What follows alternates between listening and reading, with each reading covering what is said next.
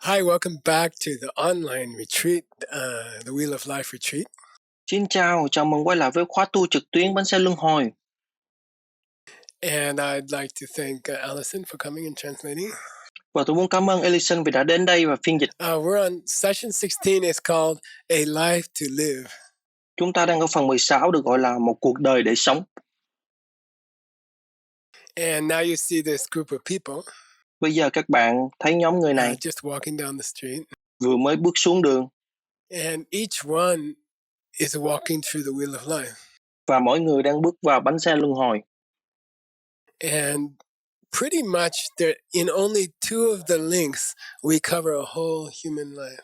Và hầu như chỉ 2 trong số các nhân duyên chúng ta bao gồm cả một kiếp người. Those two links, just before them comes link number 10. 2 nhân duyên đó ngay trước khi chúng đến nhân duyên số 10. And you can see it here. Và các bạn có thể thấy nó ở đây. This is my kid painters from Nepal. Đây là những họa sĩ nhí đến từ Nepal của tôi. And they have painted. This lady is supposed to be a pregnant lady. Và chúng đã vẽ người phụ nữ này dường như là một người mang thai. And she represents link number 10, Chupa Sipa. Và cô ấy đại diện cho nhân duyên số 10, Chupa Sipa. Chupa means number 10. Chupa có nghĩa là số 10. Sipa is a difficult word. It has been mistranslated many times. Sipa là một từ khó, nó đã bị dịch sai nhiều lần. It can mean possible. Nó có thể nghĩa là có thể. It can mean becoming. Nó có thể nghĩa là trở thành. It can mean your whole life. Nó có thể nghĩa là cả cuộc đời của các bạn. And it doesn't mean any of those here. Okay. Và nó không có bất cứ nghĩa nào trên đây. And I think it was a big breakthrough. My own teacher taught me. Tôi nghĩ đó là một bước đột phá lớn khi thầy của tôi đã dạy tôi. He said in this case you have to think of the word sipa means karma which is ripe. Ông ấy đã nói trong trường hợp này con phải nghĩ rằng từ chipa có nghĩa là nghiệp chính. So back in link number 2. Quay lại nhân duyên số 2. We had karma which was like a seed that you just put under the ground. Chúng ta đã có nghiệp mà giống như một hạt giống mà các bạn chỉ vừa mới được gieo vào đất. And we translated that as fresh karma. Nipa duche kile is fresh karma. Và chúng ta đã dịch nó là nghiệp mới tạo. Dupa chipa kule là nghiệp mới tạo. And remember we put the seed under the ground. Và các bạn biết đấy, hãy nhớ chúng ta gieo hạt giống xuống đất in the spring. Vào mùa xuân. Watermelon seed. Hạt giống dưa hấu. And then it rained. Và sau đó trời đã mưa. And the water touched the seed. Và nước đã chạm vào hạt giống. And it woke up all the workers in the factory inside the seed. Và nó đã đánh thức tất cả các công nhân trong nhà máy bên trong hạt giống. I picture them, they're all like, they're waking up, Tôi đã hình dung ra như họ ngáp, họ đang thức dậy. And then the supervisor wakes up. Và sau đó người quản lý thức dậy. He's like, wake up everybody, we got work to do. Anh ấy giống như đánh thức mọi người, chúng ta có việc phải làm. We got to get ready to push this sprout out of this seed. Chúng ta phải sẵn sàng làm cho hạt giống này nảy mầm. And so during those few months time. Và vì thế trong suốt thời gian vài tháng đó. After the water touches the seed. Sau khi nước chạm vào hạt giống. I don't know, strange things are happening inside of the seed. Tôi không biết những điều kỳ lạ đang xảy ra bên trong hạt giống. We finished those two preparing the factory to open. Chúng ta đã hoàn tất 2 phần chuẩn bị đó, sự chuẩn bị cho nhà máy mở cửa. They were called Gepa, Sepa, Kupa, Lemba, link number 8 and link number 9. Chúng được gọi là Shipa, Ripa, Chupa, Papa, Lepa, nhân duyên số 8, nhân duyên số 9. And we took the good seeds. Chúng ta lấy những hạt giống tốt. And did coffee meditation. I'm happy I helped someone. Và đã thiền cà phê, tôi hạnh phúc tôi đã giúp ai đó. And on top of that, we did high-powered understanding about seeds, which makes good seeds open faster and bigger. Và trên hết là chúng ta đã có sự hiểu biết sâu sắc về những hạt giống, làm cho những hạt giống tốt nở nhanh hơn và to lớn hơn. With negative seeds. Với những hạt giống tiêu cực. In the picture of the Wheel of Life. Trong bức tranh của bánh xe luân hồi. Link number 8 and 9. Nhân duyên số 8 và 9. We did sort of a negative coffee meditation. Chúng ta đã thực hiện một loại thiền cà phê tiêu cực. We were like, I'm glad I'm eating meat. I will get stronger. Chúng ta đã giống như, tôi mừng vì tôi đang ăn thịt, tôi sẽ khỏe mạnh hơn. And then more terrible. Và sau đó thậm chí còn tồi tệ hơn. We think, there's no such thing as a karma. The pen comes from the pen. Chúng ta nghĩ rằng không có nghiệp, cây bút đến từ phía cây bút. Even if I kill an animal to eat it, ngay cả nếu tôi giết một con vật để ăn thịt nó, I don't believe anything will happen to me. tôi không tin sẽ có bất cứ chuyện gì xảy đến với tôi. So because of those two ideas, bởi vì hai ý tưởng đó, the bad seeds in the wheel of life get stronger and stronger. mà những hạt giống xấu trong bánh xe luân hồi ngày càng mạnh And hơn. at link number 10, Và ở nhân duyên số 10, let's go to the book, let's go to the text. hãy đi đến cuốn sách, hãy đi đến đoạn văn bản. It says Chupasipani. What is link number 10, which is called ripe karma? Nhân duyên số 10 là gì? Cái gì được gọi là nghiệp chính? Nga duche ki namshe la leke parcha ge. Earlier in the wheel, Trước đó trong bánh xe luân hồi, the second link, which is called duche in Tibetan and sanskara in Sanskrit. Nhân duyên số 2 được gọi là Chupe theo tiếng Tây Tạng và Samskara trong tiếng Phạn. Remember, link number 1 was, you walk into the kitchen and your husband yells at you. Hãy nhớ nhân duyên số 1 là khi các bạn bước vào trong nhà bếp và chồng các bạn la mắng các bạn. And you say, I didn't do anything. I don't know why he's yelling at me. Và các bạn nói, tôi đã không làm gì cả. Tôi không biết tại sao anh ấy la mắng tôi. That's like link number 1, which is misunderstanding where he's coming from. Và đó là nhân duyên số 1, đó chính là hiểu sai việc anh ấy đang đến từ đâu. That misunderstanding pushes link number 2. Sự hiểu sai đó đẩy đến nhân duyên số 2. And she makes karma. Và cô ấy tạo nghiệp. How? Bằng cách nào? She says, I'm not stupid. You're stupid to her husband. Cô ấy nói với chồng, em không ngu ngốc, anh mới ngu ngốc. So the duche in the text here, the sanskara, is the moment that she says, I'm not stupid, you're stupid. Vì thế duche trong đoạn văn bản ở đây, samara là khoảnh khắc mà cô ấy nói, em không ngu ngốc, anh mới ngu ngốc. And then the bakchak, which means a seed, và sau đó bakchak nghĩa là hạt giống của nghiệp, of the karma, is pressed on the mind. được ấn vào tâm trí. Okay, my dog is not only blind and deaf. Được rồi, con chó của tôi không những mù và điếc. Now sometimes he poo-poo in the house by accident. Bây giờ thỉnh thoảng nó còn vô tình ị trong nhà. Then sometimes on the carpet. Thỉnh thoảng trên thảm. And we try to lift the poo-poo off very carefully with the toilet paper. Và các bạn biết đấy, chúng tôi cố dọn bãi phân rất cẩn thận bằng giấy vệ But sinh. still a little bit of smell will rub into the carpet. Nhưng vẫn có một chút mùi sẽ thấm vào tấm thảm. So the verb here, gupa, means that smell gets rubbed into the carpet. Vậy động từ ở đây gupa có nghĩa là mùi đó thấm vào tấm thảm. In this case, the karma of saying, I'm not stupid, you're stupid, Trong trường hợp này, nghiệp của việc nói em không ngu ngốc, anh mới ngu ngốc, gets rubbed into our mind. in dấu trong tâm trí của chúng ta. And this is going to be important later. Và việc này sẽ trở nên hệ trọng sau này. We've been talking about the third link, which is one of the monkeys. Chúng ta đã nói về nhân duyên số 3 là một trong những con khỉ. And that monkey represents your mind entering your mother's womb. Và con khỉ đó đại diện cho tâm thức của các bạn đang đi vào trong tử cung của mẹ các bạn. Nhưng it can also represent the carpet where the stinky is rubbed into the carpet. Nhưng nó cũng có thể đại diện cho tấm thảm, nơi mà mùi hôi thấm vào trong tấm thảm. So at the moment that the wife says, I'm not stupid, you're stupid. Vì vậy tại khoảnh khắc mà người vợ nói em không ngu ngốc, anh mới ngu ngốc, that karma is rubbed into the mind stream. nghiệp đó bị in dấu trong dòng tâm thức. And that's another meaning of the third link. Và đó là một ý nghĩa khác của nhân duyên số 3. So the third link, first we understand it as the mind coming into my mother's womb. Vậy nhân duyên số 3 đầu tiên chúng ta hiểu nó như là tâm thức đi vào trong tử cung của người mẹ. But we can also understand the third link as the mind in which the seed is pressed when she said, I'm not stupid, you're stupid. Nhưng chúng ta cũng có thể hiểu nhân duyên số 3 như là tâm thức mà trong đó hạt giống bị in dấu vào khi cô ấy nói em không ngu ngốc, anh mới ngu ngốc. Then at that moment when the seed is pressed into the mind, I'm not stupid, you're stupid. Rồi tại khoảnh khắc đó hạt giống bị in dấu vào trong tâm thức em không ngu ngốc, anh mới ngu ngốc. It's like the watermelon seed was just put under the dirt. Nó giống như hạt dưa hấu vừa mới được gieo vào đất.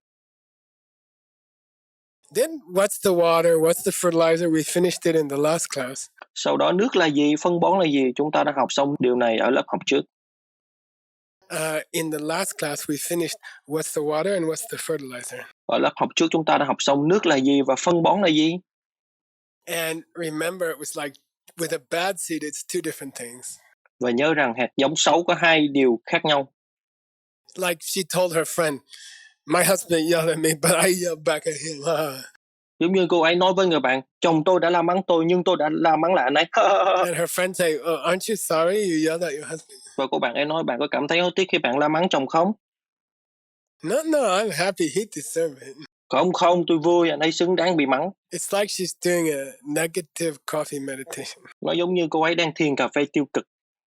And she has no idea that her kids are gonna be bad for many weeks because of what she said to her husband.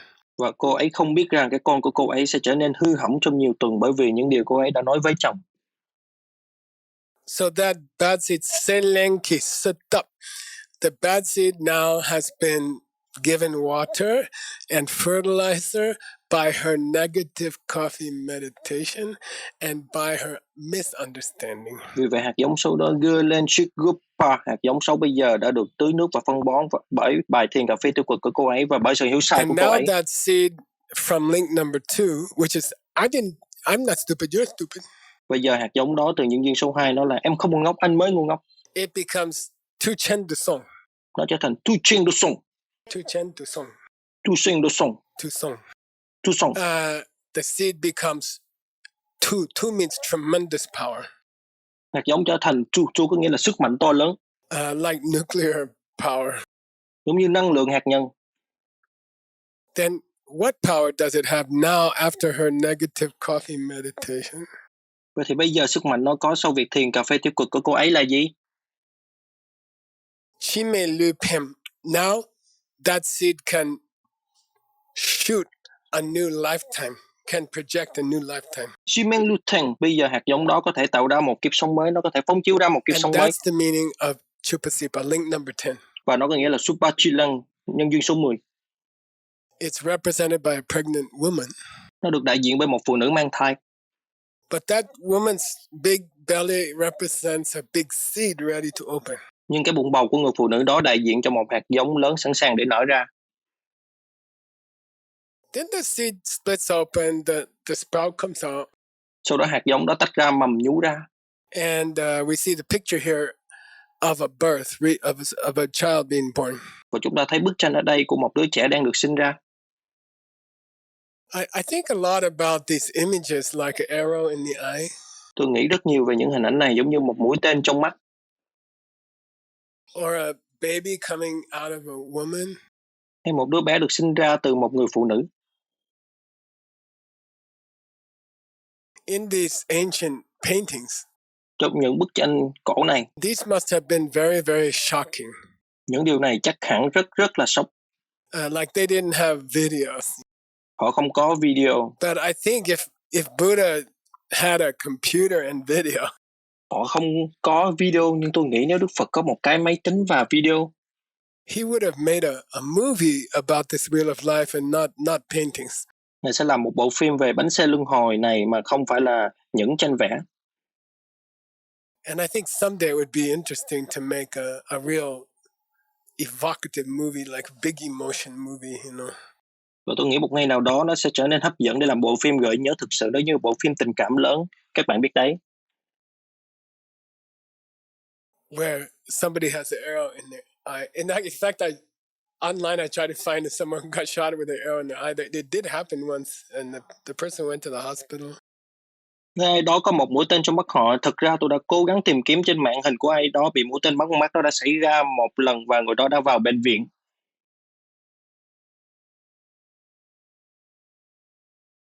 But these pictures are supposed to like freak us out, you know. Nhưng những bức tranh này dường như là làm chúng ta hoảng sợ. Các bạn biết đấy. When you see this picture of a baby coming out of a woman and the woman's body is being torn apart. Khi bạn thấy bức tranh của một người phụ nữ đang sinh con và cơ thể của người phụ nữ đang bị xé ra, then we're supposed to think, I don't want to do that again. sau đó chúng ta dường như nghĩ là tôi không muốn làm điều này lần nữa. What you don't want to do again? You don't want to be the woman or you don't want to be the baby? Điều gì các bạn không muốn làm lại lần nữa? Các bạn không muốn là người phụ nữ hay các bạn không muốn là đứa bé đó? I don't want to be either one. Tôi không muốn trở thành người nào cả. Okay, Được so chứ? Chuchikpakyawa means now the seed is cracking open. Tuchikpa nghĩa là bây giờ hạt giống nở ra, hạt giống mập mạp. The fat seed. Hạt giống mập mạp. And now a child is coming out. Và bây giờ một em bé đang được sinh ra. The text says, Teta Sotape, now that the seed was given its water and its fertilizer by the negative coffee meditation. Đoạn văn bản nói Tika Trotpakat, bây giờ hạt giống được cung cấp nước và phân bón bởi việc thiền cà phê tiêu cực. Yangsi Dupele Nipa Tuchen de Soma de la Tene, based on that karma now being totally ripe. Bây giờ dựa trên việc nghiệp đó đang chín hoàn toàn. Kene Shipakarun to Tambonamshin in some jar. Then the mind makes the crossing. Sau đó tâm thức tạo một sự băng qua. Into one of the four kinds of birth. Một trong 4 loại sinh. And that the moment after the crossing. Và khoảnh khắc sau sự băng qua. We call rebirth. Chúng ta gọi là tái sinh. Okay, link number 11. Nhân duyên số 11. You could say birth, you could say rebirth. Các bạn có thể nói là sinh ra, các bạn có thể nói là tái sinh. Oh, Geshe, the first time it happened, it wasn't a rebirth, right? Geshe, lần đầu tiên nó xảy ra, nó đã không phải là một sự tái sinh, đúng chứ? There is no first time. Không có lần đầu tiên. We have been here countless times. There's no beginning. Chúng ta đã ở đây vô lượng kiếp rồi, không có sự bắt đầu.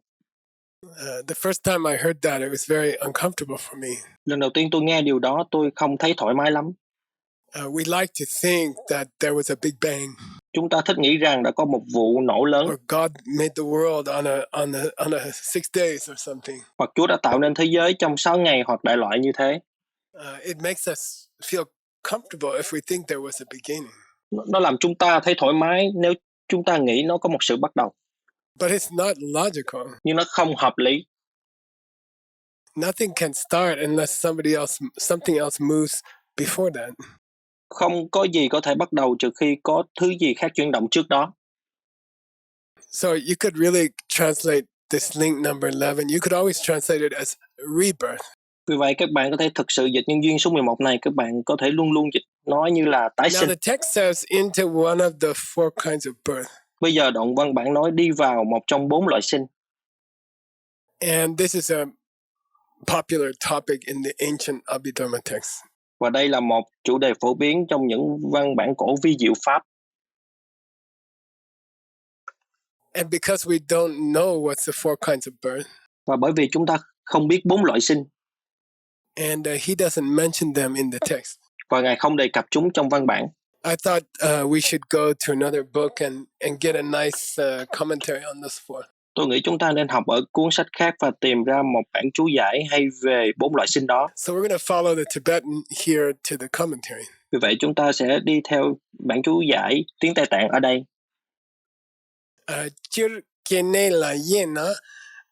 Now, you can divide all the kinds of birth into four. Bạn có thể chia tất cả các loại sinh thành 4 loại.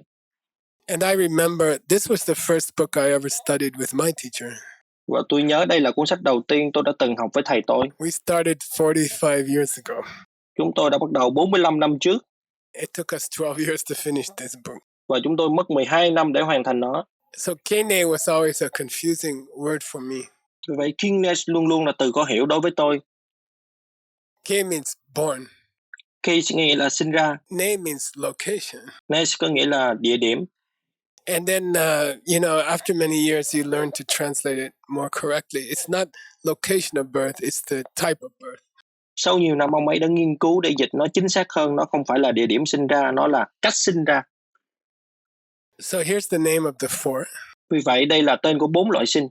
Ngelke, gongke, zuke, tusheke, shi. So the first one is called ngelke. Cái đầu tiên được gọi là nhonke. Ngel means a womb, like a human mother's womb. Nhon có nghĩa là một bào thai giống như tử cung của một người mẹ. K is the past tense of born. So born in the past, in the womb. Born in the womb. Ngay có nghĩa là quá khứ của sinh ra, vì vậy nó được sinh ra trong tử cung, sinh ra trong tử cung. Then gongke. Gong, which is sometimes split into gonga, means egg. Sau đó gon có nghĩa là thỉnh thoảng chia thành gon nghe nghĩa là trứng. So some beings are born from eggs, some beings are born from wombs. Vậy một loài sự sống được sinh ra từ trứng, một vài sự sống sinh ra từ tử cung. And by the way, in Buddhism, nhân tiện đây trong đạo Phật, the real birth is at the moment of conception. sinh thực sự là tại khoảnh khắc thụ thai. Then there's a second birth out of the womb or out of the egg. Sau đó có một sự sinh thứ hai ngoài tử cung hoặc trứng. But it's the conception which is when the baby starts. Nhưng đó là sự thụ thai mà là khi đứa trẻ bắt đầu. There's a living, sentient being at the moment of conception. Có một sự sống tại khoảnh khắc thụ thai. The third one is called zuke. Sự sinh thứ ba được gọi là chuke. Sometimes it's called zutekewa. Thì được gọi là And it means miraculous birth. Nó có nghĩa là sự sinh kỳ diệu, hóa sinh. For example, the Christians believed that Jesus was born without a father, without a sex. Ví dụ người theo đạo Thiên Chúa tin rằng Chúa Giêsu được sinh ra không có cha, không có quan hệ tình dục.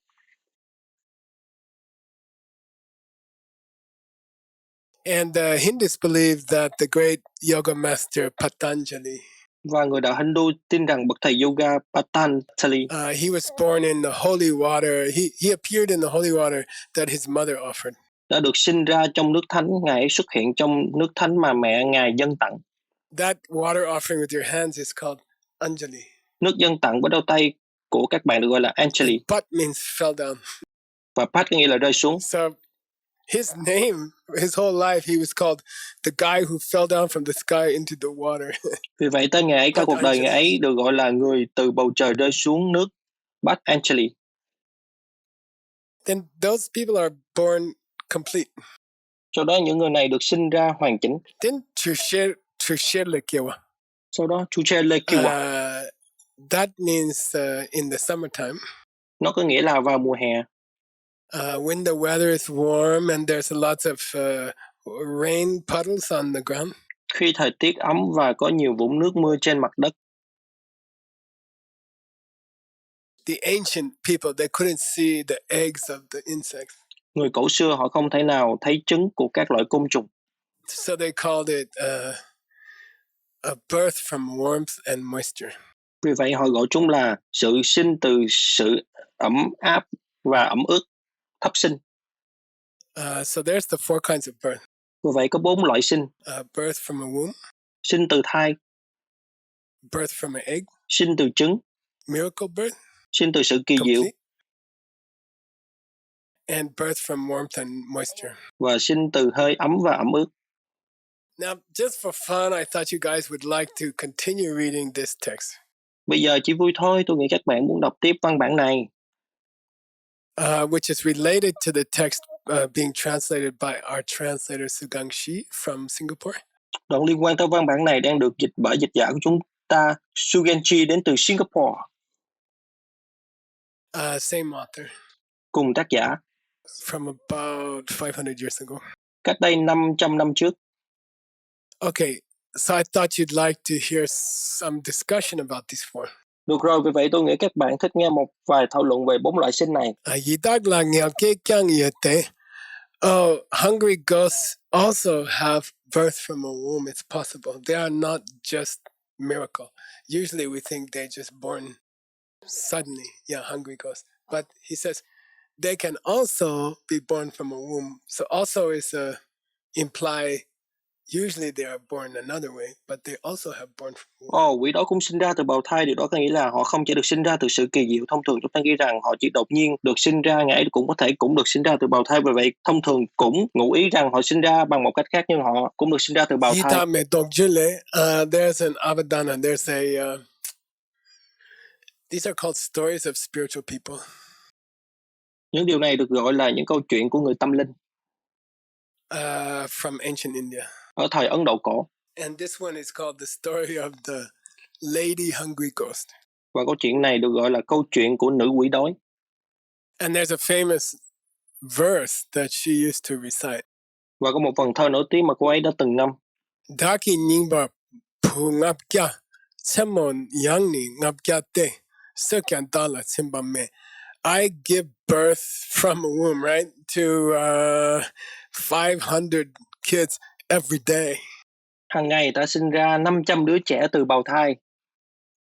500 hungry ghost kids come out of my womb every day, every daylight, in the daylight. 5 tỷ quỷ đói sinh ra từ tử cung của ta hàng ngày vào ban ngày. Semo yang ning up yate, and at night in the dark, I have another 500. Yeah, from her womb. Và vào ban đêm trong bóng tối ta sinh ra 500 tỷ quỷ khác. Then you might think, how does hungry ghost mom take care of her 1,000 per day hungry ghost kids? Vâng, từ tử cung của cô ấy, có thể các bạn nghĩ làm sao quỷ đói mẹ có thể chăm sóc cho 1.000 tiểu quỷ đói mỗi ngày. Sekyang, I eat them. Sơ chàng, ta ăn chúng. Dagla simba me, but still I don't feel full. Nhưng ta vẫn không cảm thấy no. Okay, chesumbecha. Mila ni kene shiga yute. All four kinds of birth are found with human beings. Tất cả 4 loại sinh đều được tìm thấy với sự sống con người. They have all four kinds. Họ có tất cả 4 loại đó. And this is, by the way, a very standard and famous Abhidharma discussion. Và đây là nhân tiện đây một cuộc thảo luận vi diệu pháp rất chuẩn mực và nổi tiếng. Most humans, as we know, are born from the womb. Hầu hết loài người như chúng ta biết được sinh ra từ bào thai. Some are duke, some are born miraculously. Xung quanh Chuke, một số được sinh ra một cách kỳ diệu. I used to translate that as born complete, because they're just born as a complete person. Tôi từng dịch điều này là sinh ra hoàn chỉnh bởi vì họ được sinh ra như một con người hoàn chỉnh. And they give the example of the Buddhist master named Aryadeva, famous disciple of Nagarjuna. Và họ đưa ra ví dụ về bậc thầy Phật học tên là Aryadeva, đệ tử nổi tiếng của ngài Nagarjuna. I don't know the story. We can look it up someday. But apparently he was born miraculously. Tôi không biết câu chuyện này, chúng ta có thể tìm đọc nó một ngày nào đó, nhưng hiển nhiên ông ấy được sinh ra một cách kỳ diệu. Then there was a king who was born from the top of the head of his father from warmth and moisture. Rồi có một vị vua được sinh ra từ đỉnh đầu của cha ông ấy từ hơi ấm và độ ẩm. Then there were two arhats, two people who became arhats. Sau đó có 2 vị A-la-hán của chúng ta. In Tibetan they're called Chak and Nyewitak. Trong tiếng Tây Tạng gọi là Thoát. And they were born from egg. Và họ được sinh ra từ trứng. Tundola yang shigayat. Animals also have 4 kinds of birth, all 4. Động vật cũng có 4 loại sinh, tất cả 4 loại.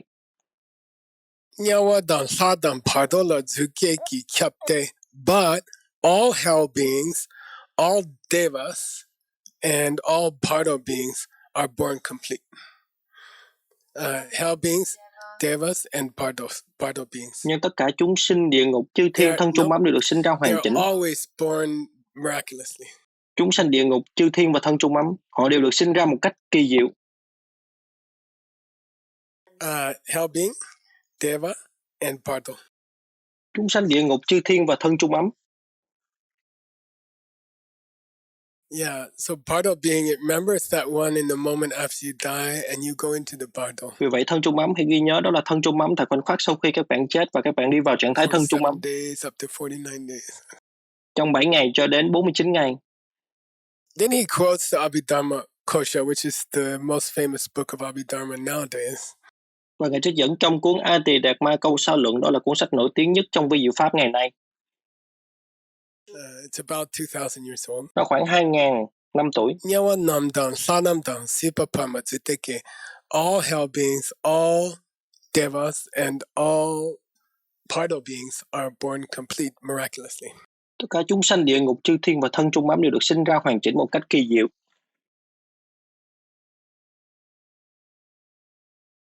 Which brings us to link number 12. Điều này đưa chúng ta tới nhân duyên số 12. the last of the 12 links. Nhân duyên cuối cùng trong 12 nhân duyên. And the picture you see is of somebody carrying a big package on their back. Bức tranh các bạn nhìn thấy là của một người đang vác một ba lô to trên lưng. And this represents the way that people were buried, or how they treated dead bodies in ancient India and also in Tibet. Nó tượng trưng cách mọi người được chôn cất hoặc cách họ đã xử lý các xác chết ở Ấn Độ cổ đại cũng như ở Tây Tạng. Then there's some kind of, if you think your job is bad, at least you're not carrying corpses to the mountain or to the, we call the charnel ground. Charnel ground means a very terrible place where you throw dead bodies. You just throw them on the ground. Nếu các bạn nghĩ công việc của mình là tệ, ít nhất các bạn không phải vác những xác chết lên trên núi hoặc tới những nơi quan sát. Nơi quan sát có nghĩa một nơi đó khủng khiếp, nơi họ ném những xác chết, các bạn chỉ ném họ xuống đất. I'll tell you a story. Tôi sẽ kể cho các bạn nghe một câu When chuyện. I was a young monk, Khi tôi còn là một nhà sư thật sự. I was living in a monastery, but I wasn't a monk yet. Thực ra tôi đã sống trong tu viện, nhưng tôi chưa phải là một nhà sư. A small Mongolian monastery in America. Một tu viện Mông Cổ nhỏ ở Mỹ. And the senior teacher of the Dalai Lama, Và vị giảng viên cao cấp của Đức Đạt Lai Lạt Ma, he was very, very famous for secret teachings. Ngài rất nổi tiếng với những bài giảng bí mật. And he was very, very serious. Và Ngài rất nghiêm khắc. Then I got the job to be his driver for one day. Và tôi đã nhận được công việc trở thành lái xe của Ngài trong một ngày. And I have to drive him for 2-3 hours. Và tôi phải chở Ngài trong 2 hoặc 3 tiếng. And everyone told me, don't talk to him. Và mọi người nói với tôi rằng đừng nói chuyện với Ngài ấy. I was very young, I was 26. Lúc đó tôi rất trẻ, tôi 26 tuổi. Why I remember, you will find out. Tại sao tôi lại nhớ, các bạn sẽ biết ngay thôi. Then they said, don't talk to him. Và họ nói đừng nói chuyện với Ngài ấy. Why? Tôi nói tại sao? He's Yamantaka. Ngài ấy là hàng phục dạ ma. He's the fierce Buddha, you know. Ngài ấy là hóa thân phẫn nộ của Văn Thù Sơ Lợi Bồ Tát, các bạn biết đấy. Đừng nói chuyện với Ngài ấy. Then two famous teachers got in the car. Tiếp đó 2 người thầy nổi tiếng bước lên xe. But they got in the back. Nhưng họ ngồi phía sau. Then I asked, why the big teacher doesn't sit in the back? Tại sao người thầy lớn không ngồi phía sau? They told me in India the big person always sits in front. Và họ nói với tôi ở Ấn Độ người lớn thường ngồi ở ghế phía trước. So he got in next to me. Và Ngài ấy ngồi cạnh tôi.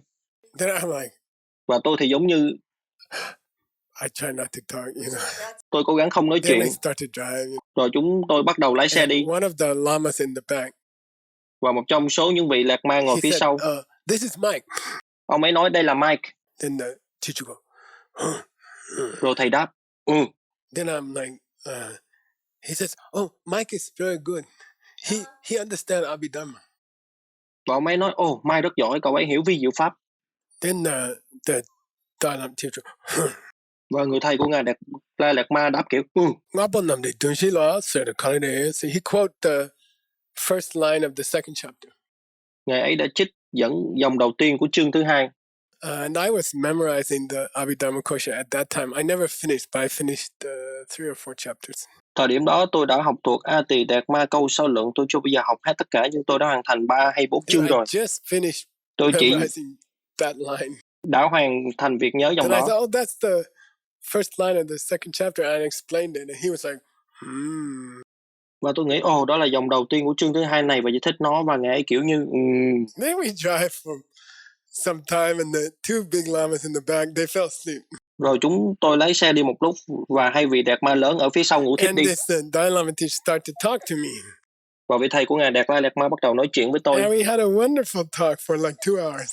Và chúng tôi đã có một cuộc nói chuyện tuyệt vời trong 2 tiếng. Said, tell me everything we see in America. Tell me what it is. Và ngài nói hãy kể cho thầy mọi thứ chúng ta nhìn thấy ở Mỹ. Nói cho thầy nghe nó là gì. Past the cemetery. Và chúng tôi đi ngang qua một nghĩa trang. Many crosses.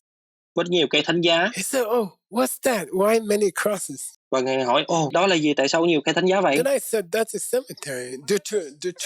Và rồi tôi nói đó là nghĩa trang. He says, why they have those crosses, you know? Và Ngài nói tại sao họ có những cây thánh giá đó. I said, well, they buried the body there, you know. Tôi nói họ chôn người chết ở đó. What? The whole body? Cái gì? Toàn bộ thân xác hả? Yeah. Not the ashes. Vâng, không phải tro cốt hả? No, they believe the body, the person will come alive at the end of the world. They will go to heaven. Không, họ tin rằng cơ thể người đó sẽ sống lại vào lúc tận thế và họ sẽ đi tới thiên đường.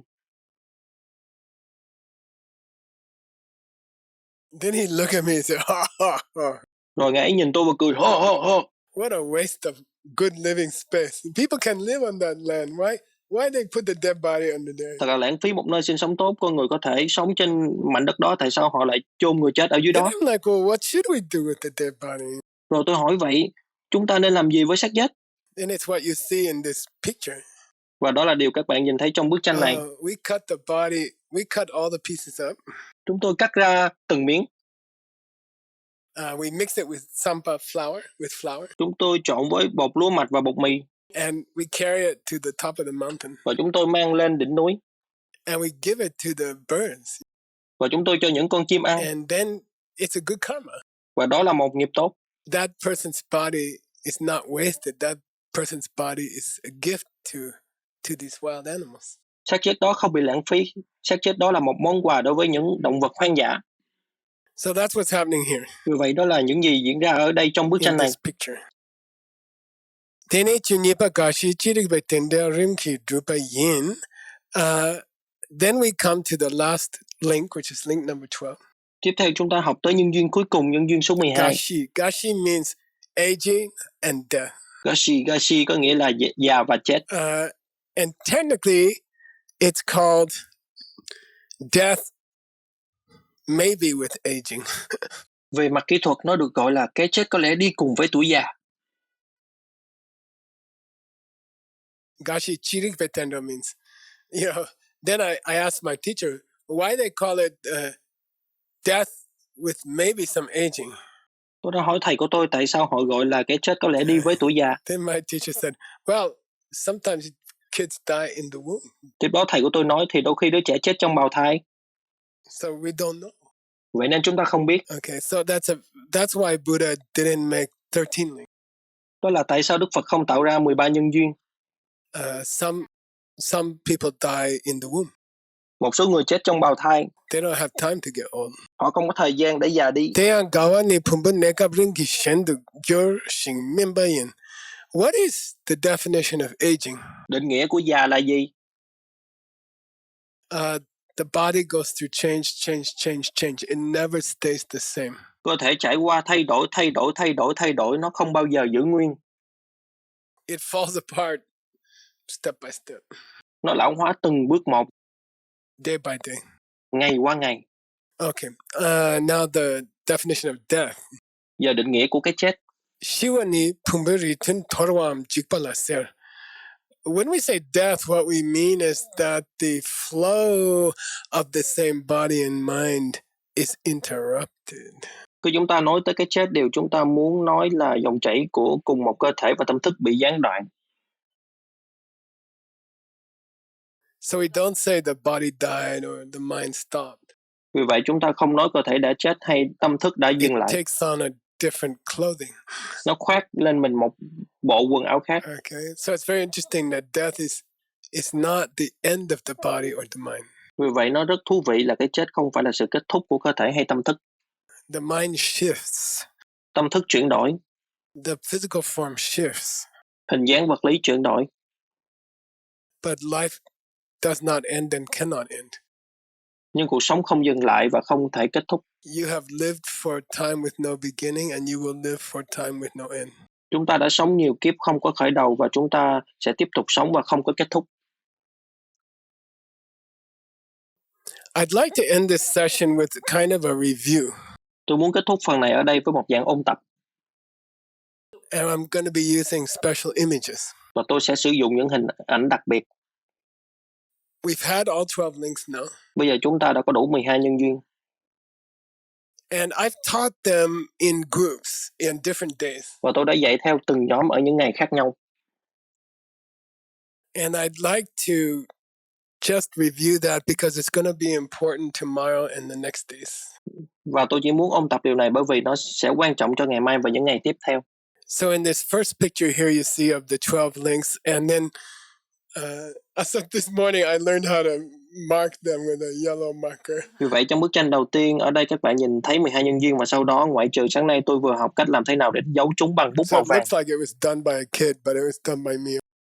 Vì vậy nó nhìn giống như được vẽ bởi một đứa trẻ, nhưng tôi đã vẽ đấy được chứ. And first, I want to draw your attention that the first two links hang together. Đầu tiên tôi muốn thu hút sự chú ý của các bạn vào hai nhân duyên đầu tiên được gắn kết với nhau. Again, you can call it ignorance and karma. Một lần nữa các bạn có thể gọi nó là sự không hiểu biết về nghiệp. But I'd like to call it misunderstanding and planting seeds. Fresh seeds. Nhưng tôi muốn gọi nó là sự hiểu sai và gieo những hạt giống mới And tạo. again, I want you to think of these two kind of hang together. Và một lần nữa tôi muốn các bạn nghĩ rằng hai nhân duyên này gắn kết với nhau. You know, the wife comes in the kitchen. Các bạn biết đấy, người vợ đi vào trong bếp. She's tired. Cô ấy mệt. She comes home from work. Cô ấy đi làm về. She says, "Give me a hug," and she just reaches out like this. She doesn't say anything. Và cô ấy nói hãy ôm em không. Cô ấy chỉ giang tay ra như thế này. Cô ấy không nói gì She's cả. thinking I will get a hug from my husband. Nhưng cô ấy đang nghĩ mình sẽ nhận được một cái ôm từ chồng. Suddenly he says, Và đột nhiên anh ấy nói, "You're so stupid." em thật ngu ngốc. And in that moment, she misunderstands where they come from. Và trong khoảnh khắc đó cô ấy hiểu sai điều đó đến từ đâu. And she says, "I didn't do anything. He yelled at me." Cô ấy nói tôi đã không làm gì cả, bạn ấy la mắng tôi. But she did do something. She yelled at her kids last week. Nhưng cô ấy đã làm gì đó, cô ấy đã la mắng các con tuần trước.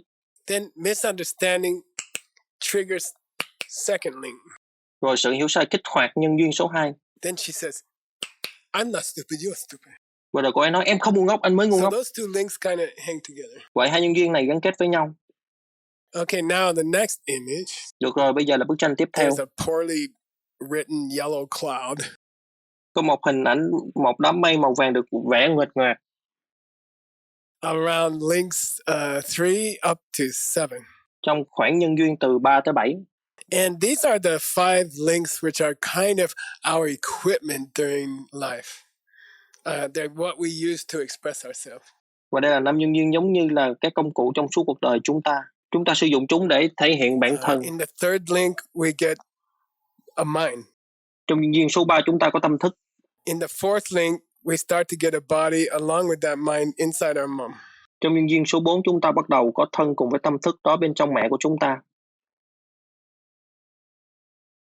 In the fifth link, our eyes, ears, nose, we start to get our equipment for contacting the outside world. Trong nhân duyên số 5, mắt, tai, mũi của chúng ta bắt đầu có thiết bị để tương tác với thế giới bên In ngoài. the sixth link, we use those instruments to make contact with the outside world. Trong nhân duyên số 6, chúng ta đã sử dụng những thiết bị này để tương tác với thế giới bên ngoài. And then in the seventh link, we start to have feelings about what we contacted. Và rồi trong nhân duyên số 7, chúng ta bắt đầu có cảm nhận về những thứ chúng ta đã tương tác. So you can kind of get a feeling that links 3 to link 7, they kind of hang together. They are the equipment that we need to be alive. Vậy nên các bạn có thể có một loại cảm nhận rằng nhân duyên số 3 tới số 7 gắn kết với nhau. Chúng là những thiết bị mà chúng ta cần để sống. In the next image, trong bức tranh tiếp theo, I drew a yellow cloud around link 8, 9, and 10. Trong bức tranh tiếp theo, tôi đã vẽ một đám mây màu vàng xung quanh các nhân duyên số 8, 9, 10. And really, when you think about it, the most important version of 8, 9, and 10 is at the end of our life. Và thật sự khi các bạn nghĩ về nó, phiên bản quan trọng nhất của nhân duyên số 8, 9, 10 là thời điểm kết thúc cuộc sống của We chúng have ta. seeds in our mind from our whole life, including I'm not stupid, you're stupid. Trong toàn bộ cuộc sống chúng ta có những hạt giống trong tâm thức bao gồm cả em không ngu ngốc, anh mới ngu ngốc. And then we talked about how it's very important which seed is activated in the last moment of our conscious life. Sau đó chúng ta đã nói về tầm quan trọng như thế nào của việc hạt giống nào sẽ được kích hoạt vào thời khắc cuối cùng của cuộc sống có ý thức của chúng ta. So as you see in the image here, links 8 and link 9 and link 10 kind of hang together. Vì vậy khi các bạn nhìn vào bức tranh ở đây, nhân duyên số 8, 9, 10 gắn kết với nhau. 10 is that big fat seed that already got a lot of water and fertilizer but didn't open yet. Nhân duyên số 10 là một hạt giống mập mạp đã có rất nhiều nước và phân bón nhưng chưa nở. And then 8 or 9 are like the water and fertilizer on that seed. Và rồi nhân duyên 8 và 9 thì giống như nước và phân bón lên hạt giống đó. Then if you think about it, Tiếp đó nếu các bạn nghĩ về nó, link number 11 and link number 12. nhân duyên số 11 và nhân duyên số 12. Rebirth, aging, day by day after you conceived, and then death. Tái sinh già đi ngày qua ngày sau khi các bạn được thụ thai và rồi chết đi. That's a whole lifetime. Đó là toàn bộ cuộc đời. Just 11 and 12 is a whole lifetime. Chỉ trong nhân duyên số 11 và 12 là toàn bộ cuộc đời. 11 is coming into the womb. Nhân duyên số 11 đang đi vào bào thai. But we already came into the womb in number 3. Nhưng chúng ta đã đi vào trong bào thai trong nhân duyên số 3. So I want you to start to get this feeling. Tôi muốn các bạn bắt đầu có cảm xúc này. This is not one life from beginning to end like Shakespeare's poem. Rằng đây không phải là một cuộc đời từ lúc bắt đầu tới lúc kết thúc như trong bài thơ của Shakespeare. Something else is going on here. Cái gì đó khác đang diễn ra ở đây. 11 and 12 are a whole life themselves. Nhân duyên số 11 và 12 là cả cuộc đời của chính chúng ta. Then the 1 and 2 kind of sound like they happened before your mind came into this womb. 1 và 2 dạng âm thanh giống như chúng diễn ra trước khi tâm thức đi vào trong bào thai này. So now the question comes. Vì vậy bây giờ câu hỏi là How many lifetimes are in one turning of the 12 links? có bao nhiêu kiếp sống trong một vòng quay của 12 nhân duyên? And why it's not just one lifetime like Shakespeare? Và tại sao không chỉ là một cuộc đời như Shakespeare nói? To find out the answer, Để tìm ra câu trả you lời, have to come back to tomorrow's session number 17. các bạn phải quay trở lại với phần ngày mai, phần số 17. See you then. Hẹn gặp lại các bạn.